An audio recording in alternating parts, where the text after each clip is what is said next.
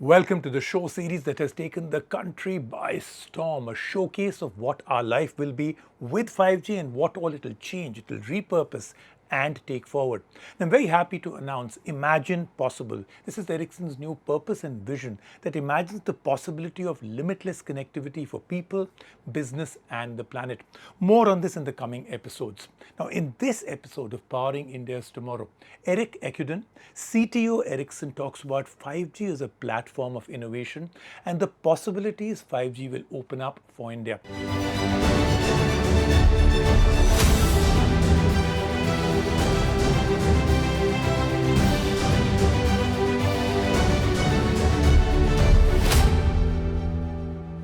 Let's talk to Erik and understand how 5G can enable India to accelerate its digital transformation journey and realize its actual digital India vision. Erik, I'm so happy to have you on the show. Been really looking forward to having you here. So let's start off with my first question.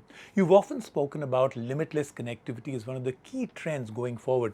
Can you elaborate on the same? Well, thank you, Rajiv. I think the unprecedented event of the last basically 2 years, they made it really clear that connectivity and networks play a really critical role. And this is, of course, something we see as consumers, but also enterprises know this very well. The second part of this is really that increased the traffic tremendously over the networks, and the networks really coped. They could stand up to the traffic increase and the different usage patterns, so they were resilient towards those changes. And I think the third thing is really that now with 5G, in particular with 5G, we're making the networks more innovation platforms. They provide capabilities beyond what you saw with connectivity before. And that will open up both in terms of more robustness for applications, more in terms of service everywhere, but also the high capability that we'll talk about later that 5G really enables on top of this platform. So I would say with 5G, it's truly becoming both ubiquitous and limitless. Fascinating, Erik.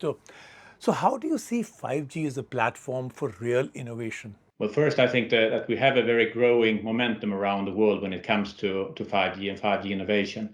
And it really rests on a wide range of use cases. That's why it's difficult to point to only one area. You have to take a few examples. But if you look at some of the capabilities, we talked about the performance, the gigabit performance, the low latency, edge compute, moving compute closer to the users, lower latencies, increasing the user experience.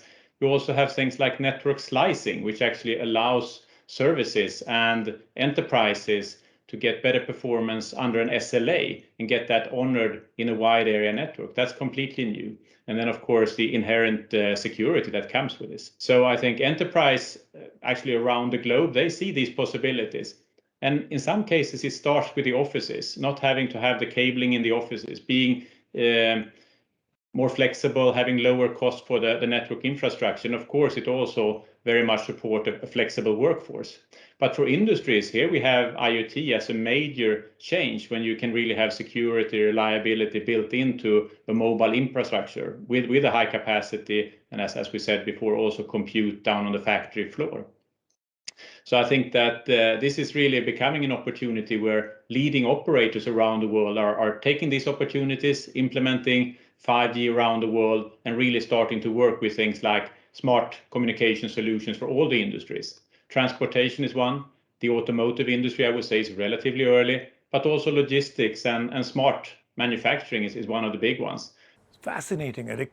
So now, Erik, when we talk about 5G being a platform for innovation, and you've spoken a lot about it, would you agree that 3GPP standards have a strong role to play in creating the strong ecosystem that we saw for 3G, 4G, and now will play a role in 5G? Any reactions or reflections on that, especially in relation to India? Well, I think you summarized it really well, Rajiv. It is really the foundation. So global standards, they are fundamental when it comes to ubiquitous connectivity. And it comes with the great benefits of global interoperability, also the possibility to have a vibrant ecosystem that is serving with multi-vendor equipment. I think this is one of the really great things. We have hundreds of companies innovating and putting their technology into open standards, the 3GPP standards. But in fact, it also provides the mix and match, the multi-vendor aspect. So today, more than 95% of all the networks around the world that are 3GPP compliant, they have equipment, software and hardware from more than one vendor. And I think that also shows the openness of this ecosystem. And these networks, based on the 3GPP technologies, as you mentioned, they have consistently proven to be really robust, secure, and provide reliable communication. And these are, of course, especially important now going forward when we talk about critical infrastructure and the needs that we all put, or the needs that we have and the requirements that we put on the networks. So this is, of course, as important as it was earlier, and especially now for 5G. Now, which are the 5G applications that you feel will be widely accepted in a country like India? It starts with enhanced mobile broadband and fixed wireless access. And those two are expected to be both early and also very important for India. I think that addressing the shortage of fixed broadband in India is an important part, and their fixed wireless access will really help out. But of course, as we know now, mobility is also very important. So both the mobile broadband as well as the fixed wireless access are really early. Over time, we actually see in India, like in other advanced markets, that the enterprise cases are really coming along. And this is something that goes across the sector. I mentioned manufacturing before, but you also have healthcare, you have education. These will really get the benefit of 5G, I think, in an Indian context. We have our Ericsson Consumer Lab, and if you look at some of the most recent studies, there is a very high interest in 5G in India already. And consumers seem to be willing to pay some extra also for the higher performance and the new capabilities, which I think is great news. Actually, the report that I'm thinking of now, it shows that as much as 1 in 3 early adopters and globally are willing to pay a premium, maybe 20 to 30%. And in India, that number is even higher, maybe up to 50%. So I think it shows really that there is a readiness, already a maturity when it comes to demanding more from your network. And I think that also means that it's interesting news now when we see the fast uptake on new smartphones, including with 5G capabilities, although India yet has to deploy its 5G networks. But I think that if you look at the industry case with how we support the use cases in the enterprise space, for example, it will be, of course, a longer journey when it comes to deploying 5G. Great also to see the big momentum when it comes to 5G trials in India. These are operator trials with Bharti, Reliance Jio, and of course Vodafone Idea. I think it really shows that India is ready to start to explore the benefits of 5G. And if we go back then to the smartphones, India actually ranks 4th after China, US, and Japan in terms of 5G smartphone shipments. And the lowest average selling price is as low as a little bit more than $400. And if you look at the low end, you can get as low as $150 to $200 in India as well. So I think this is really coming along. That's very true. This is what India really needs, right?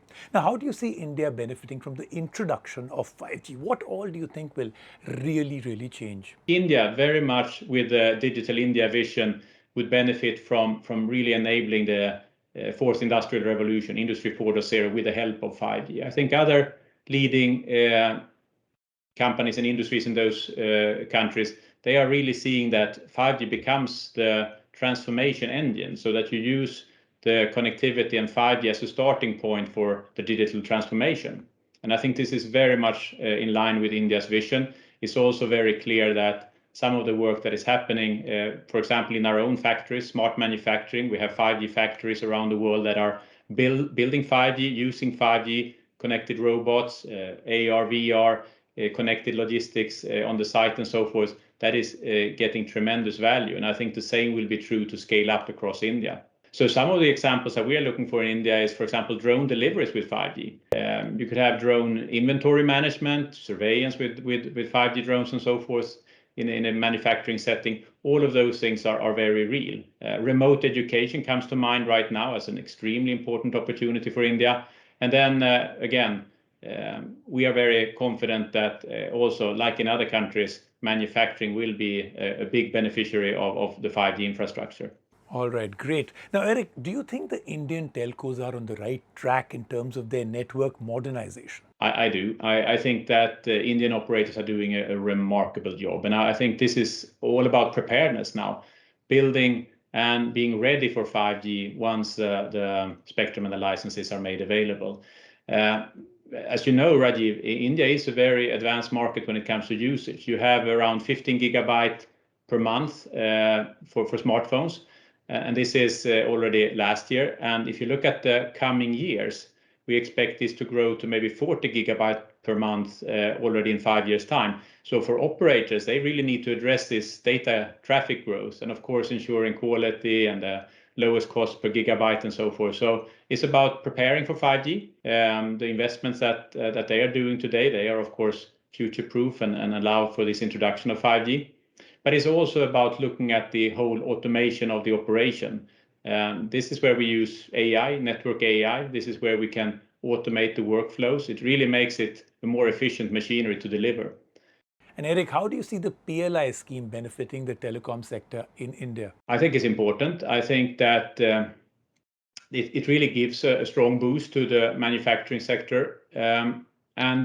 We have, as you may know, we were the first telecom vendor to start manufacturing in India already back in 1994. So we are participating and benefiting from this in the telecom sector. And we are able to make additional investment then under this PLI scheme.